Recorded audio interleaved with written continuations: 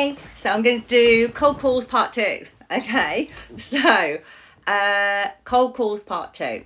So, what does it achieve when you only enter the call with a positive attitude?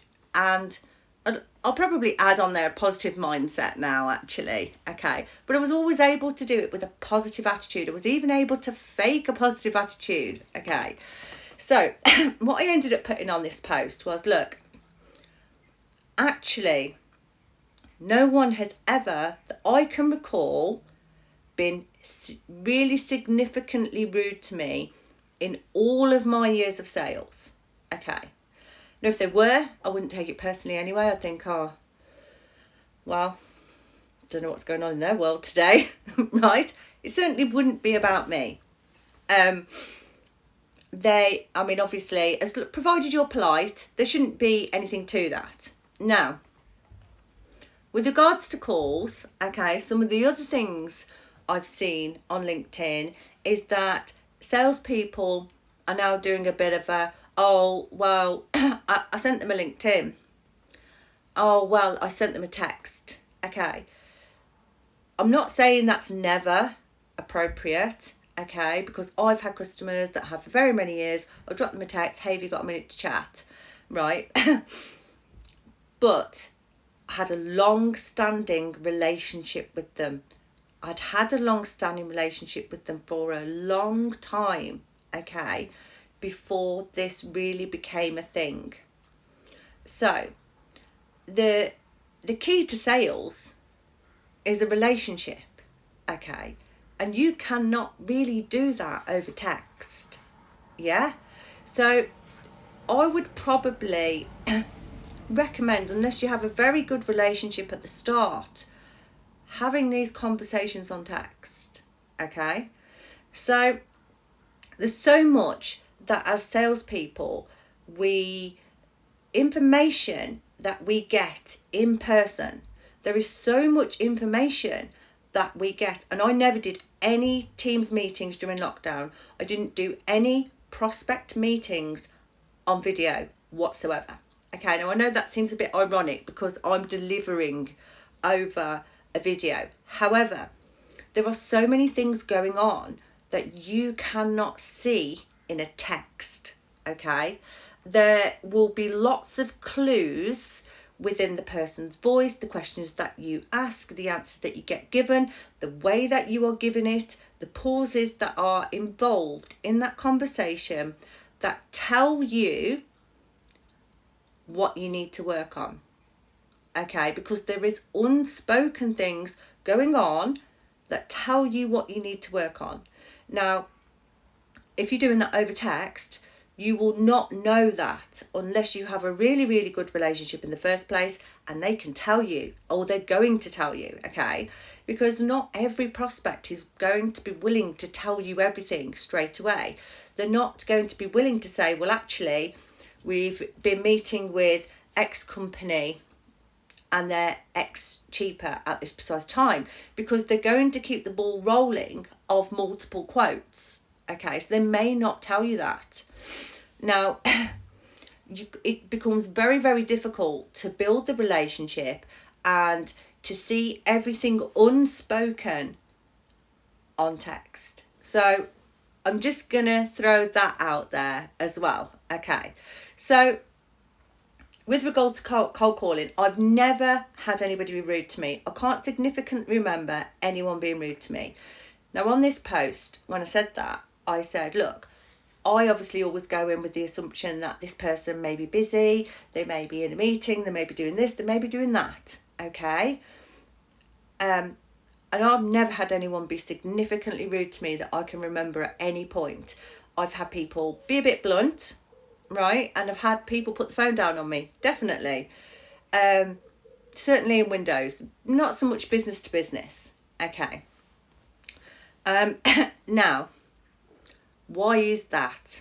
Why is it that I have never had someone be significantly rude to me on a phone, but this big feed on this post, there's lots of people who have had customers be really, really rude to them. Now, I'm not saying I've never had any annoying customers, because that's absolutely not true. I can't say I've never had difficult customers, because I have had difficult customers.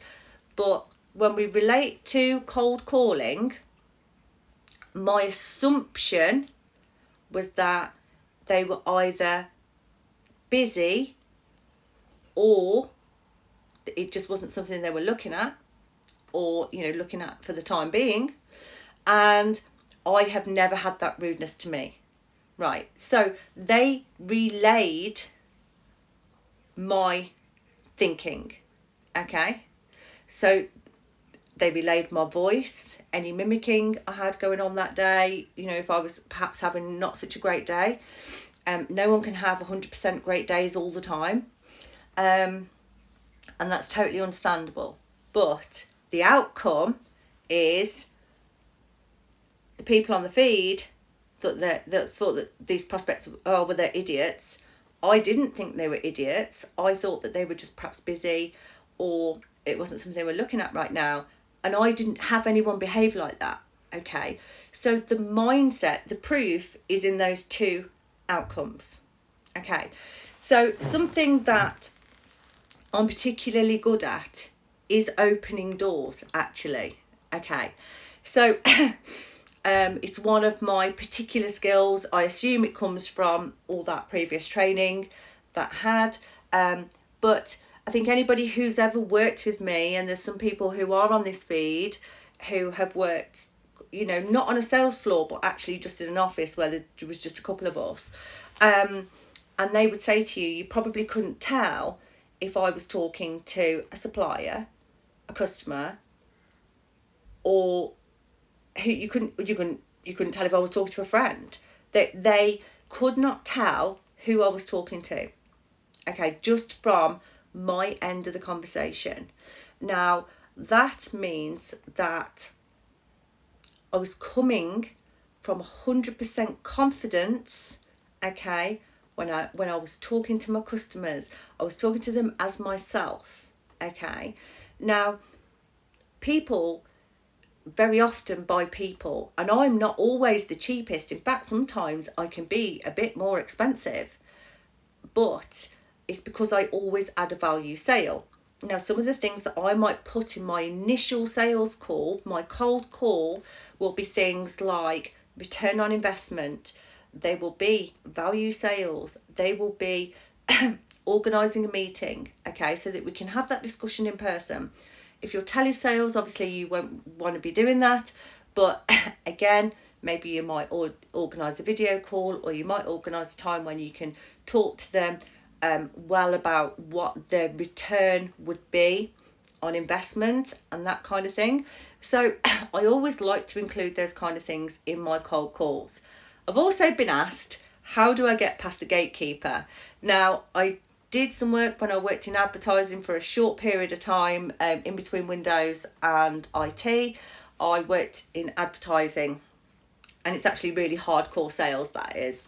It's very fast paced. It's probably a little bit more fast paced than is comfortable for me personally. But one of the things they teach you is getting past the gatekeeper. So sometimes I probably come across as if, maybe I don't come across as if I'm a salesperson asking for that person.